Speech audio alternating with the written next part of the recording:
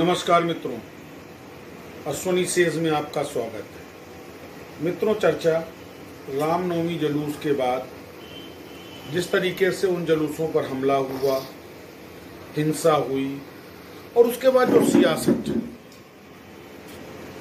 मैं आज एक पोस्ट देख रहा था सोशल मीडिया पे कि हिंदुस्तान के 9 राज्यों से हिंदू खात्मे की तरफ अग्रसित है। उसके बाद पिछले 10 सालों का इतिहास देखें, हिंदू त्योहारों पर खासकर रामनवमी और हनुमान जयंती पे निकलने वाली शोभा यात्राओं में, बंगाल जैसे प्रदेश में जहां हर व्यक्ति दुर्गा माता को मानता है, दुर्गा विसर्जन की यात्राओं पे हमले, ये आपराधिक गतिविधियां हैं या ये राजनीतिक अपराध है? सत्ता विपक्ष पे आरोप लगाती है, विपक्ष सत्ता पे आरोप लगाता है, लेकिन टारगेट हिंदू होता है। क्यों? ये बड़ा गंभीर प्रश्न है। और ये इसलिए होता है मित्रों कि भारत का अकर्मण विभाग चुनाव आयोग, जो एक स्वायत्ता प्राप्त संगठन है, वो इतना राजनीतिक दबाव में कार्य करता है कि उसको अपने संवैधानिक कर्तव्यों का भी कोई सरोकार नहीं रह जाता।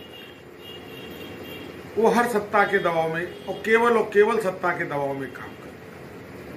आपको नहीं लगता कि हर उस पार्टी का पंजीकरण रद्द होना चाहिए जो भारत के संविधान के धर्मनिरपेक्ष स्वरूप की अवमानना करती है, कभी हिंदुत्व का विरोध करके, कभी अंध हिंदुत्व का समर्थन करके? कांग्रेस हो, सपा हो, आईएमआईएम हो या भाजपा हो, 80% बहुसंख्यकों की भावनाओं को आहत कर 20% अल्पसंख्यक वोट के लिए की जाने वाली ये राजनीति और उसके प्रत्युत्तर में की जाने वाली राजनीति, ये दोनों ही राजनीति देश के लिए घातक है, देश की अखंडता के लिए घातक है, देश के लोकतंत्र के लिए घातक है। क्या हमारे राजनीतिज्ञों को ये समझ में नहीं आता? एक अच्छी एंकर है प्रज्ञा मिश्रा, आज मैं उनका एक वीडियो देख रहा था बिल्किस बानो कांड के ऊपर। उन्होंने बड़ा अच्छा सवाल उठाया कि जिन लोगों पर नरसंहार सिद्ध था, बिल्किस बानो के रेप का, उसकी मां की रेप का, परिवार में हत्या का, उनको कोर्ट द्वारा छोड़ दिया जाना, उसके बाद उसकी खुशी मनाया जाना, क्या ये मानवीय दृष्टि से उचित है? एक गंभीर प्रश्न। उसके बाद उसका विरोध होना। मित्रों, ये छोटी छोटी वो घटनाएं हैं जो कहीं ना कहीं भारत के लोकतांत्रिक स्वरूप को खत्म कर रही है। और इसका केवल एक कारण कि जो स्वायत्ता प्राप्त संगठन है, चाहे वो सीबीआई हो, ईडी हो, चुनाव आयोग हो, इन संगठनों में नियुक्त होने वाले अधिकारियों ने संविधान की कसम खाने के बाद संविधान को अवहेलित किया है। निहित स्वार्थ के लिए रिटायरमेंट के बाद अन्य जगह होने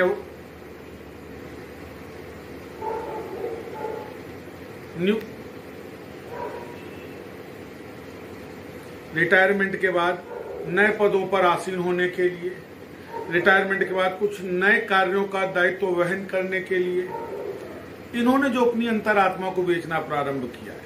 याद करिए 2014, यही भाजपा सीबीआई और ईडी को पालतू तोता बताती थी, और याद करिए 2022-23, इसी सीबीआई ईडी को आज कांग्रेस पालतू तोता बता रही है।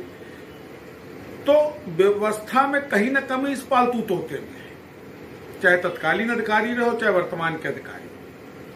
इन्होंने कहीं ना कहीं अपने संवैधानिक कर्तव्यों के निर्वहन में भारी भूल की है। सेम पोजीशन इलेक्शन कमीशन की है। एक तरफ कहते हैं कि हम ऐसे किसी भी पार्टी को पंजीकरण नहीं देते जो किसी धर्म विशेष या वर्ग विशेष या पंथ विशेष की राजनीति करती हो, और दूसरे वो चाहे सपा या कांग्रेस हो या बसपा हो या टीएमसी हो, सब ये हिंदू विरोधी हैं, ये जातिगत आधार पर राजनीति करते हैं। चाहे भाजपा हो, वो वर्ग विरोध धर्म विशेष की राजनीति करती हो। समय आ गया है मित्रों, हमको, आपको, सबको मिलके इस बात को उठाना चाहिए। समय आ गया है कि ऐसी हर पार्टी के पंजीकरण के निरस्त करने की मांग की जानी चाहिए जो धर्म विशेष या जात विशेष या पंथ विशेष की पैरवी करती हो, वो चाहे कांग्रेस हो या भाजपा, वो चाहे सपा हो या बसपा हो या आप। नहीं करेंगे तो मित्रों ये राजनीतिक लोग हमारे हिंदुस्तान को खत्म कर देंगे। आखिर पर्टिकुलर ही टारगेट क्यों? हर इलेक्शन से पहले ही दंगे क्यों? मैं ये नहीं कहता कि उसको विपक्ष कराता है, मैं ये भी नहीं कहता कि उसको सत्ता पक्ष कराता है, लेकिन ये सारा षड्यंत्र होता है वोटों के ध्रुवीकरण के लिए। कुछ को बहुसंख्यक पहुंचे और इसमें मरता कौन है? हिंदुस्तान का आम आदमी। ये ज्यादा गंभीर विषय है, इस पर विचार करिए और इस मुहिम को तेज करिए मित्रों, कि हमको इलेक्शन कमीशन से ये प्रत्यक्ष मांग करनी चाहिए कि हर उस पार्टी का पंजीकरण रद्द किया जाए जो पार्टी किसी धर्म, जात या वर्ग विशेष या पंथ विशेष की पैरोकार हो। हमको मांग करनी चाहिए भारत सरकार से कि चाहे वो सासाराम का हो या नालंदा का या दंगा हो या आपके क्या कहते हैं पश्चिम बंगाल में जो हिंसा हुई है, इसकी उच्च स्तरीय जांच सुप्रीम कोर्ट की एक जजों की कमेटी बना नियुक्त करके उससे उच्च स्तरीय जांच करवाई जानी चाहिए। नहीं तो मित्रों कुछ नहीं निराकरण निकलेगा और ये राजनेता ये राजनीतिक पार्टी हमारे हिंदुस्तान के वजूद को खत्म कर देंगे। पुनः आपसे मुलाकात करूंगा मित्रों, नमस्कार।